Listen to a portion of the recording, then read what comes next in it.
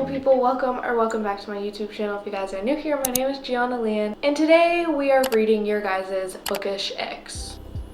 This video idea, I actually got the inspiration from Destiny Sidwell. I love her, and I saw her video on it, and I kind of wanted to do my own little take on it. So I asked you guys over on Goodreads to give me your biggest book icks, and I want to read and react to them and see if I have the same book icks with you guys, because I have a lot of book icks, and when I was reading through the ones you guys said, they sounded pretty interesting, so I knew I had to share. But I took screenshots of everything, but I will be reading what you guys said. Some of these are also really long, so I'll just take parts from them, and I won't explain their whole list, because let me tell you, you guys went in detail. The first one I'm going to read is Naked Men and Real People on the Cover, and this one was really popular. A lot of people said this, and I completely agree. I don't know what it is. I don't know why, even in the book community, everyone just hates real people on the cover. I mean, I personally do too, but what is it about it that we hate, you know? I mean, I think it's just mostly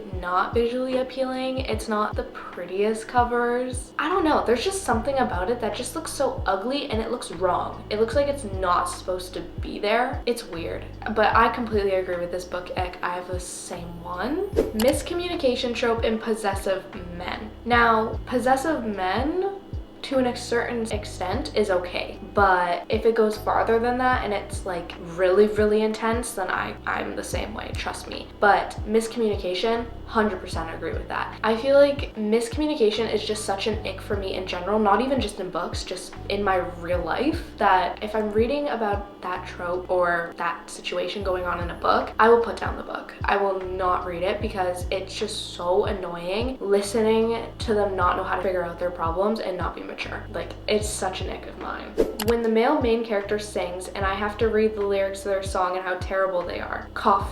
Punk 57. Or when they write poetry but it's not good. Okay, so I mean, this one's pretty detailed. I personally don't think I've ever read song lyrics in a book, like sang by a character before, which is interesting. I can't really think of any time I've read that. But the whole poetry part, I can agree with that, except I also have not read that before. But I can see where they're coming from, honestly. That would seem annoying. And I also haven't read Punk 57, which I should, because I've heard so many mixed opinions, and I want to see where I kind of fit in those opinions. Okay, this is a good one. Grown people sticking their tongues out. Mentions of social media, Snapchat, TikTok, like all that, and cringe language, like slang. Okay, first of all, grown people sticking their tongues out. I've actually heard a few people from my Goodreads write in their reviews certain books of characters doing this, and I've never read that in a book yet, but I can completely agree with that. That would be so weird and immature. And that's another ick of mine, personally, is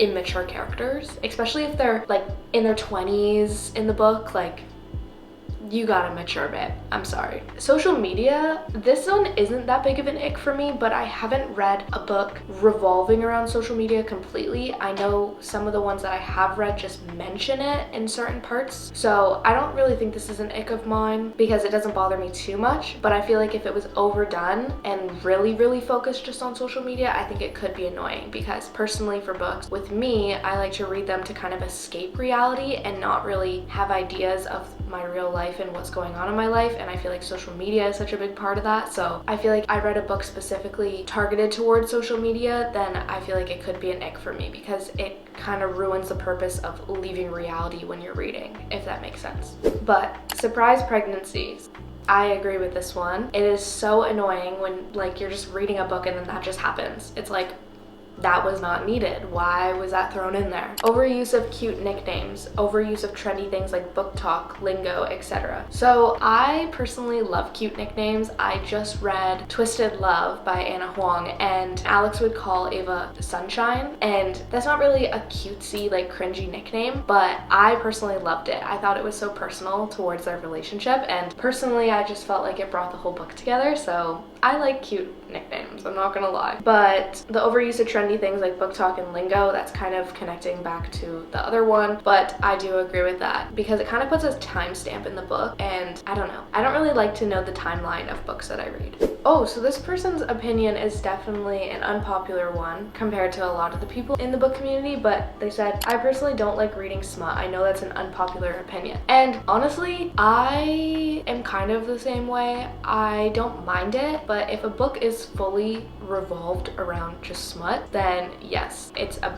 ick of mine because I feel like they don't actually have a relationship. It's just all physical attraction, you know? So I don't know. I'm kind of in the middle on this one, but I can see exactly where they're coming from because I used to not read smut at all, but I've kind of warmed up to it now.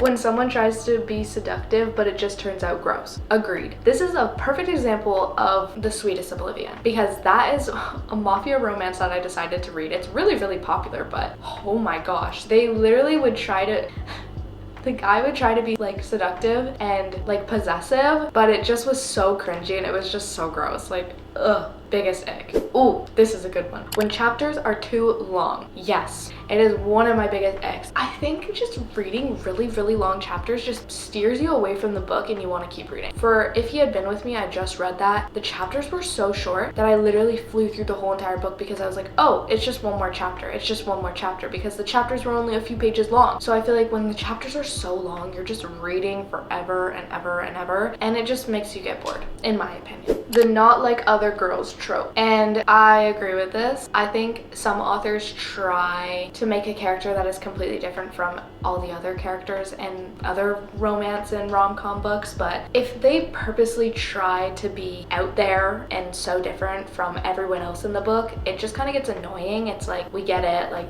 you're not like the other people. And if it's just talked about too much, then it's like, we get it, we get it. This is a really long one. Oh wow, okay. When the love interest / MC says I love you way too early. And this is so true because for me, I don't like slow burns, but I don't like insta love. Like insta love just doesn't work with me. They have to build a solid relationship and then they can confess their love for each other. That's just how it has to be because they can't just meet and then be dating for like 2 weeks and then say, I love you, you know? That's just icky and not attractive. Too much politics in a book. And this is an ick of mine too because I personally am not caught up with any of that stuff. I don't really understand any politics. I have no interest in it. So when I read about it in books, I'm just confused and I'm like, why is this a part of it? Why am I learning about this? It just is a no. Bad editing and writing. I think this is just a general ick in books for a lot of people, but I cannot tell you how many times I've read a book and there's like grammar mistakes, spelling mistakes, words that aren't supposed to be there. It's just weird. Like some of the books I'm like, did you get this edited? Because there's a lot of mistakes in here and I think that's just such an ick to me because I don't want to be seeing mistakes in the books that I read, you know? Like, it's just kind of not a vibe. Oh, this is a big one. When she cries every 5 pages. And I understand because, yeah, I like a good emotional character. She's feeling it. She's being open with her emotions, but if she's crying every single page or after, like, the slightest issue in the book, I'm like, girl, pull yourself together just a little bit. We know that you're sad. We know that you're upset. You don't need to cry every few pages. It is so annoying because then I'm just reading sobs and her wailing. It's just annoying. Oh, this one's so long. Losing memory trope. It's so annoying. And I completely agree with this. I think I've only read one book with this trope and it doesn't seem realistic. Like, at least in the book that I read it with the plot, it just didn't seem realistic at all, and it was just so annoying. I was like, what is going on right now? What am I reading? Honestly, it was just so weird. Ugh, I don't even want to think about it because it just gave me the ick. This one's funny. I throw up in my mouth whenever authors mention TikTok or when the main character has a secret singing talent. I have never read a book with that trope before, or that little thing going on, which sounds kind of cool and interesting, but this ick was just funny, so I had to read it. Ooh, movie and TV show covers, and I agree with this one. A book needs to be separate from the TV show / movie. That is my opinion. I personally like the books better than the movies, always, but a book needs to have its own thing thing going on, and the TV show can have its own thing going on. It doesn't need to have the same covers. I feel like it's just disrespecting the book in a way. So this is an ick for me as well, especially like the new Daisy Jones and the Six cover. What's going on with that? It's just ick. When the FMC is judgmental of other women to make them seem cool.